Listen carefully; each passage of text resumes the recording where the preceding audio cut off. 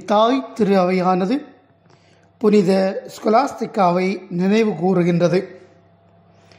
இத்தாலியில் செல்வந்தர்களான பெற்றோருக்கு இரட்டை குழந்தைகளாய் பிறந்தவர்கள் ஸ்கொலாஸ்திகாவும் அவருடைய சகோதரர் பெனடிக்டும்.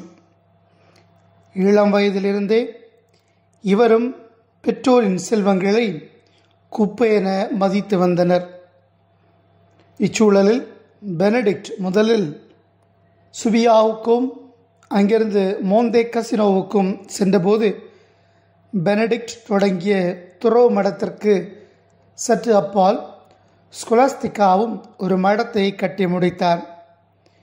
இவரோடு வாழ்ந்த துறவிகள் பெனடிக்ட் தயாரித்த துறவு வாழ்வு ஒழுங்குகளையே பின்பற்றினர். ஆண்டுக்கு ஒரு முறை தவக்காலம் தொடங்கும் முன் இரட்டை பிள்ளைகள் ஆகிய இவர்கள் ஆன்மீகம் பற்றி பேசி தங்களுடைய சகோதர பாசத்தை வெளிப்படுத்திக் கொள்வார்கள். ஒரு முறை சந்தித்த பொழுது மாலை நேரமாகிவிட்டதென்று தங்கையிடம் விடைபெற முயல்கின்றார் பெனடிக்ட். தமது இறுதி நேரம் அண்மையில் இருக்கிறது என்பதை உணர்ந்த ஸ்கொலாஸ்திகா, இரவு முழுவதும் இங்கே தங்குங்கள், நாம் ஆன்மீக காரியங்களை பற்றி பேசுவோம், என்னோடு இருங்கள் என்று தன்னுடைய சகோதரிடம் கூறுகின்றார். ஆனால் துறவர ஒழுங்குமுறையை நாம் பின்பற்ற வேண்டும் என்று சொல்லி அவர் அங்கிருந்து புறப்பட நினைக்கின்றார்.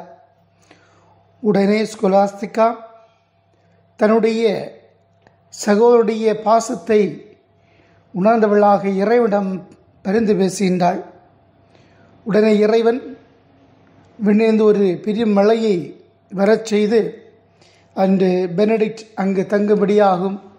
தன்னுடைய சகோதரியின் பாசத்திலும் ஆன்மீக வார்த்தைகளும் பகிர்ந்து கொண்டு தங்களுடைய அன்பை வெளிப்படுத்தி கொண்டார்கள். சகோதர சகோதரி அன்பை வெளிப்படுத்தி தங்களை இறைவனில் சங்கமித்தார்கள். அதன் பிறகு பெனடிக்ட் சென்று விட்டார். சென்று அவருடைய துறவர மடத்திலிருந்து ஜெபித்து கொண்டிருக்கின்ற பொழுது தன்னுடைய சகோதரியின் ஆன்மா ஆண்டவரிடத்திலே புறாவின் வடிவிலே சென்று கொண்டிருப்பதை கண்டார். தன்னுடைய துறவர குருக்களிடம் தன்னுடைய சகோதரியின் இறப்பை பற்றி தெரிவிக்கின்றார். அந்த அளவிற்கு இரட்டை பிள்ளைகளாகிய இவர்கள் இறைவிடம் அர்ப்பணித்தவர்களாகவும் ஒருவருக்கொருவர் பாசம் கொண்டவர்களாகவும் அன்பு கொண்டவர்களாகவும் திகழ்ந்தார்கள்.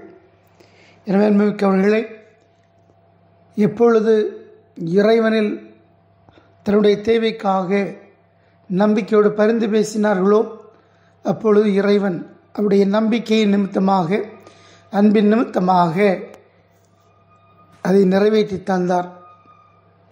நாமும் நம்பிக்கை நிமித்தமாக இறைவனில் அர்ப்பணித்து ஜெபிக்கின்ற ஒவ்வொரு காரியங்களும் நிறைவேறும் என்பதில் திடமாக நம்பிக்கை கொண்டு நம் வாழ்க்கையை நடத்துவோம்.